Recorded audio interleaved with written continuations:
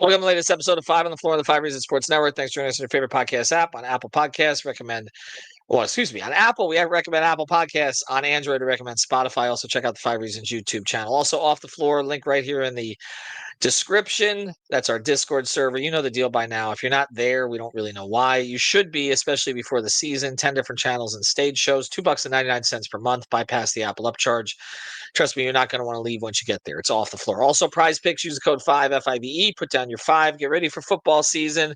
Got lots of promos during preseason as well, but we're only a couple of weeks away. Use the code 5 FIVE. Put down your 5. Get your 50. PrizePicks.com. And now, today's episode. Mercy, luxurious, Heat Nation, yeah, Mercy and Lago, down to Biscayne, yeah, 5 on the floor, ride for my dogs, where here's the thing, you can check the score, hustle hard, couple scars, wearing bubble frogs, down to Biscayne. Kept the floor playing, got it all band. Y'all seen the block, stop with one hand. And Pat we trust, Inspire have the guts. We're here to bring the heat, y'all can hang it up. Welcome to Five on the Floor, a daily insider show on the Miami Heat and the NBA, featuring Ethan Skolnick, Greg Sylvander, Alex Toledo, Brady Hawk, and others from the Five Reasons Sports Network. Also, make sure to subscribe to Off the Floor for the most heat anywhere.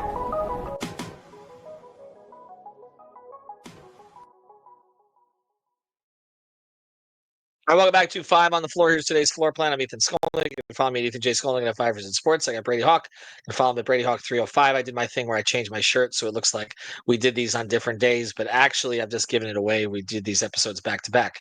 The last episode we did is on the Heat going young, but now we're going to get into why they're not going to get even younger, most likely at the start of the season. So here, we're going to do this. Well, you're not going to help me, okay? And Alex, if you're listening, which I'm sure you are, because you will be editing this episode, I'm going to make an attempt, okay? Kasparas Jakucionis. Yes? Sounds good to me. I mean, Alex is the official judge, so I can't comment. Well, no, Alex is making fun of me because he thinks I do it in a Spanish way, and he mocks my Spanish, and I'm not trying to do it that way. It's just default for me. I mean, So, I mean, we live in South Florida. My daughter's half Colombian. It's going to come out of me at times, but it's Yakonis, okay, even though Kasparas speaks Spanish, so he can say it however he wants. We're going to talk about him today because, a couple of reasons. One is he was just on the OG's show, which actually he wasn't just on the OG show. Let me clarify. He went on the OG show in Vegas. It was actually right after he had his breakout game, the game where he had 19 points in the first half. I think they had pre-scheduled it. If you're not familiar with the OG show, it's former Heat players, Udonis Haslem, Mike Miller, former Gator teammates, and they chop it up with a variety of different people. And that day, UD was at practice. That's also the day that Ware got upset at me for posting that video online of him not looking kind of lazy. It's also the same day that Spoke called him out. So all these things were happening on that day. They were training over at, they were practicing, the Summer League team was practicing at Resorts World, and UD was waiting on Jakucionis so that they could set up in a studio and do the OG show. So that, but they hold these things. So that just posted yesterday. And there wasn't a whole lot that came out of it other than, he's a very nice personality. And he was asked what he wants for this season, and he said championship, which, okay, UD liked that quite a bit. But if he's contributing to a championship this year, it's likely in Sioux Falls, right? I mean, let's just be straight on this. I mean, at the moment, with the roster that they've put together, with his kind of uneven play in Summer League, he needs development, right? And we just did an episode about all the guards that they have. Like, do you see any scenario where he comes out of training camp as play with the big club most of the time, or even playing semi-regularly at the back end of the rotation? Not really. It's tough because we keep doing these episodes on youth and guards, but they just have so many guards. I mean, I could go down the line. He's not playing in front of Tyler Hero. He's not playing in front of Powell. He's not playing in front of Davion Mitchell. Pella Larson, if we want to call him a guard, he's not playing in front of, like, we can keep going down the line. But I think the one name that is interesting is, I mean, Drew Smith is the one. Drew Smith is the guy that I think is ahead of him. He will be ahead of him. Even coming off the injury, I just think Spo will trust him. The only question I have is, like, the only way I could see it is, like, okay, they say Davion has the defensive part of it down in the, as the point of attack guy. They don't need another guy like that. Before, when they were playing Drew Smith, it was because they didn't have a Davion Mitchell type, and now they do. So maybe it changes the perspective a little bit, but I don't think enough, especially if the starting lineup is Hero and Powell. I think they're going to value defense off the bench. Like, they're going to try to want these guys that are just solid at that part of the game. The interesting player, I think the real battle to me isn't Drew Smith and Casper. It's honestly, it's Kasparas or Terry Rozier. Like, and the reason I say that, it's like, let's say there's a game where Powell or Hero is out, and they have two guys in the rotation that are out, and they're trying to sub somebody in. Like, Davion goes to the starting lineup, and they need their backup guard. And let's just say Drew Smith, for fun, is one of the players that are out. Would they go Kasparas or would they go Terry Rozier? And that's going to be the question of this season, because I know where all the fans would want to see in a situation like that, where guys are down, you want to lead young, you want to play that guy. I don't think it would be what a lot of fans want it to be. I'll say that. I don't think so either, by the way. And that's even what we just did the episode about, how they're trying to move Rozier, and they're not really that concerned about sort of pumping his value up, because the value is more based right now on, I think, the FBI investigation still going on, than it is really about his play, even though he would have to show that he could play a little bit before I think a team would take him on. It's really more about the FBI investigation and the expiring contract at this stage. I'm with you on this, but the Drew thing is going to be an issue too. And a lot of this depends on when Drew is ready to play. Now, I reported that he's already getting ready to do 5-on-5s, which means he's pretty far along. He's much further along than he was supposed to be, and that is a credit to his work ethic, which we've discussed quite a bit. And it's one of the things that has endeared him to his coach so much that his coach has wanted him back year after year after year. I don't think they're in a hurry with Yakonis, and I also think we're going to get into that same conversation that we always have about these guys, and we had it about Ware and we had it about Jovic, which there are different elements to this. There's the element of what is best for the team at that time, and there's also the element of what the coach and the rest of the staff believe is best for the long-term development of the player. And they have leaned towards waiting in some of these cases until they felt it would benefit not just the team, but also the player to be in there. Jovic, to me, is the best example with that, where I think their hand got forced a little bit because of the Jimmy situation. They needed something else new. And Kalel impressed them in terms of what he was up behind the scenes. I know lately there's been more questions about professionalism, but like during that period of time, I was hearing he's a sponge. He's picking everything up. We want to give him the opportunity. They felt he was ready. So there's really those two things. It's going to be what's best for a team that is not a contender. So it's not like you have to force someone in just to grab the minutes and try to give you something more. And then there's also what's best for his development. Let's start with the second part of this, okay? What's best for his development. Yeah. I watched him up close 3 times at Summer League. He was better in Vegas than he was in California. But really, he was only better in one game offensively. Defensively, I thought he held his own. Like, he competes. He's not Larson yet, okay? But he's not a sieve either. Like, he competes. I don't think he's going to be we've talked about this. I don't think he's going to be a huge problem on that end, although any rookie is not going to get calls, and any rookie is going to be picked on to a certain degree, okay? But I didn't think he was bad in that area. The bigger concern is kind of, we had Mark Jones on the pod, and Mark called a couple of his games out there. And Mark's concern, and he expressed this to me out there before I had him on the podcast, he's concerned that Kasparas can't get by anybody. Are you worried about that? For sure. I mean, that was definitely one of the things that stuck out in Summer League. I mean, he wasn't able to really create one-on-one. He wasn't able to get downhill. There were times, I mean, he was somebody that needed the screen to kind of create a 2-on-1. There was that part of it. But he was so physical that, like, even if he couldn't get by you at first, there was times where he would still find a way, just because he is a physical contact player. Like, I think the reason why there was some question marks with Tyler, like early on, when people were like having those conversations that he was like, he couldn't create an isolation or he couldn't get by anybody, was because he was a finesse player. He was somebody that leans into the shot making. He leans into trying to find space to get off his shot. And that's not Kasper's. Kasper's somebody that wants contact. Almost you compared it to Pella a second ago, like he just wants to find somebody to just run into in a lot of ways. The question mark. So over the last few years, like there's been a lot of guys that we've talked about, these rookies, where I think they should play right away.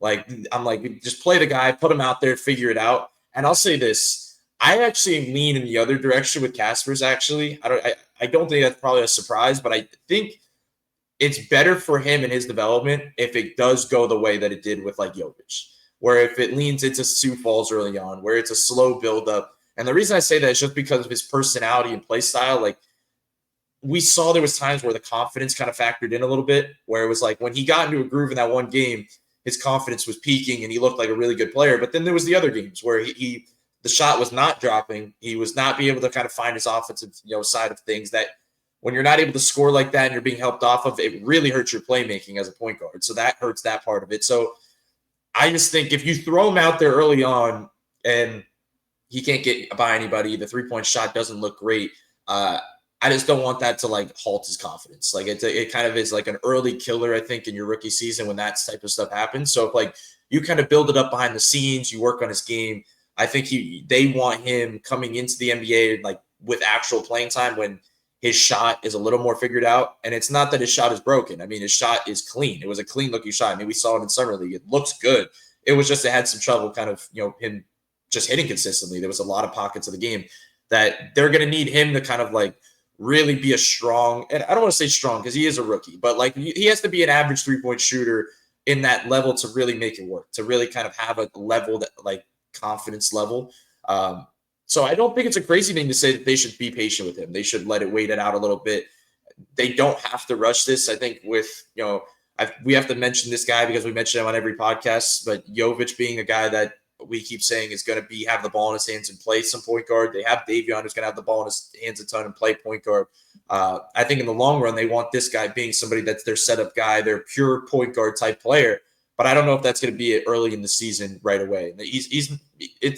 That's why, like when I had the Terry versus Kasparas thing a second ago, it's like, are they really going to just throw him in the fire off the bench and in those certain situations? They never really have with his type of players in the past. It always is, let's go to the guy in Terry that has, he's played the league for quite some time, and at least he can do it out there, compared to Kasparas where they don't know, and it's like, okay, let's just give these guys reps. So like Kalel was a different situation though, right? Like Kalel was somebody I felt like he should play right away because he was somebody that didn't play off confidence to me. Like he was somebody that just he just reacts. He doesn't think. He's just going to go out there. He's going to grab a bunch of rebounds. He's going to roll the basket.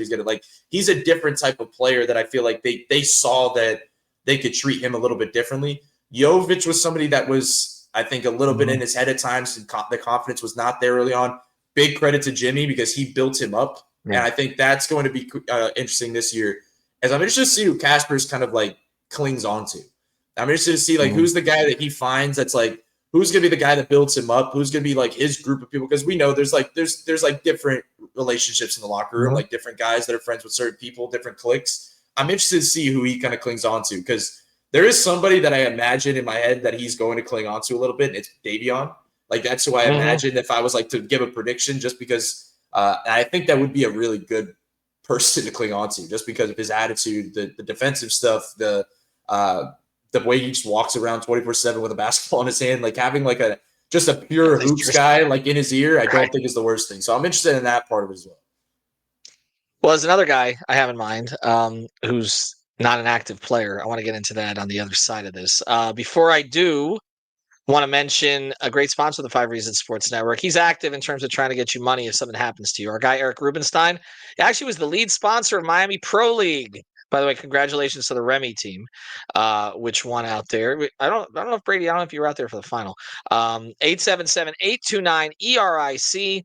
Personal injury attorney. If you have a car accident, slip and fall, any of that kind of stuff, he will help you out with that. Law offices of Matthew Rubenstein, based in Miami.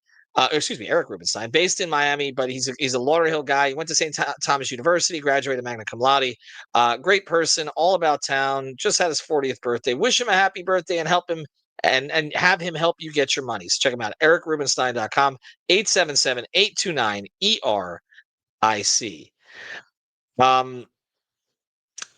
There's somebody that they could have work with him. I mean, I don't know what the role is going to be. I really don't. There's been nothing official to this point. It just seems like Goran Dragic is doing a lot of work on behalf of the organization. Now, I know Goran's been overseas. He's been doing some great charity work of late, but he's still based in Miami. He was around a lot towards the end of last year. I know one of his kids is going to Country Day down in Miami. He's made appearances down there. I know that we make too much of the comparisons here and, European, white, point guard, all the rest of this stuff. Goran did not develop, though, into anything close to what he was until he was like 25 years old, 25, 26 years old. Okay. He was a second-round pick. He had this one crazy breakout game against San Antonio in the playoffs where he scored like 26 points. Before that, nobody really heard of him. He was a late bloomer. He played with physicality.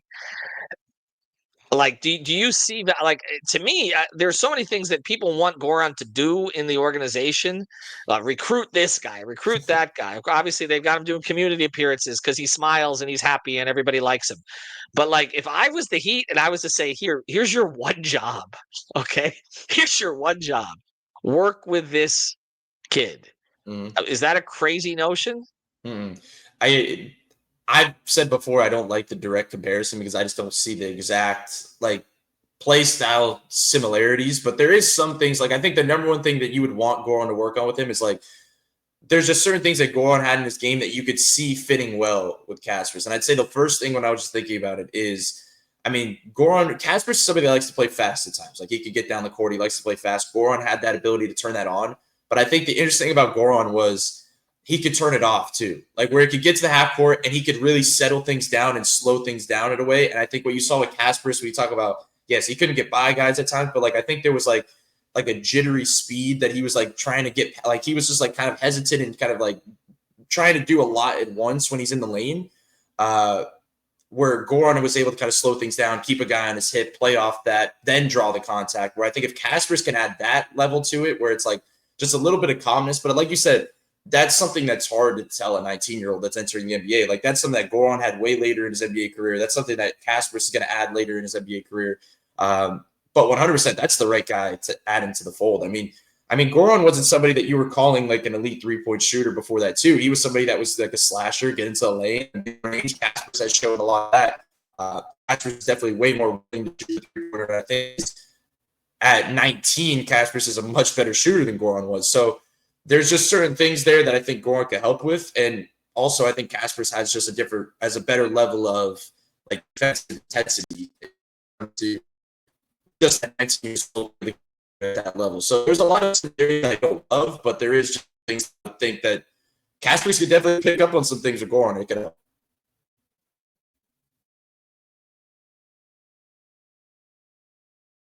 We'll see where he ends up fitting if he ends up getting added to the organization. But it just seems like such a natural fit. The thing is, Goran has developed a relationship with Larson also, and there's a lot there. I think that the team can lean into, and they know they can lean into. I don't know that Goran wants to be a coach necessarily, but this kind of role that UD has makes a lot of sense for Goran also, where it's kind of you're representing the organization, but you show up at practice sometimes, and you instill what UD is trying to do with the front court, you instill in the back court also with some of these guys, and it doesn't take away from the current coaching staff. I mean, the current coaching staff has respect for these guys, so it's not has respect for UD, has respect for Goran, so it's not like you're stepping on their toes.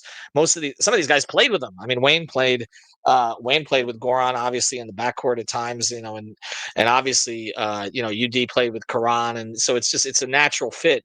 If you're going to keep these guys around, then there's no harm in bringing in more of them. Here's my prediction for this, and then we'll give your prediction. And we have a little problems with connections, so if we do, we'll cut this. But my prediction is he'll show some things in camp.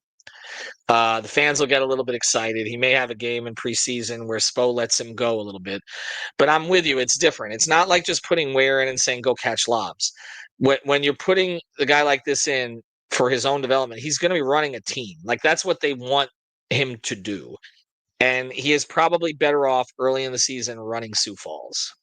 Like getting those reps, getting his confidence, and it being a little bit more of a slow play. I think the fact that Drew's ahead of schedule, as much as fans may not like it, Spo's going to lean into him. Maybe he becomes the 10th guy in a rotation, something along those lines, and Kasparas is going to wait. But I think ultimately it's more of a Jovic situation. I'm with you than a Ware situation. I think they let it, and I think there will be times over the course of the season where guys will be out, and he will get one of those games where he plays 25 to 28 minutes or something like that, and he shows some things and he makes some mistakes.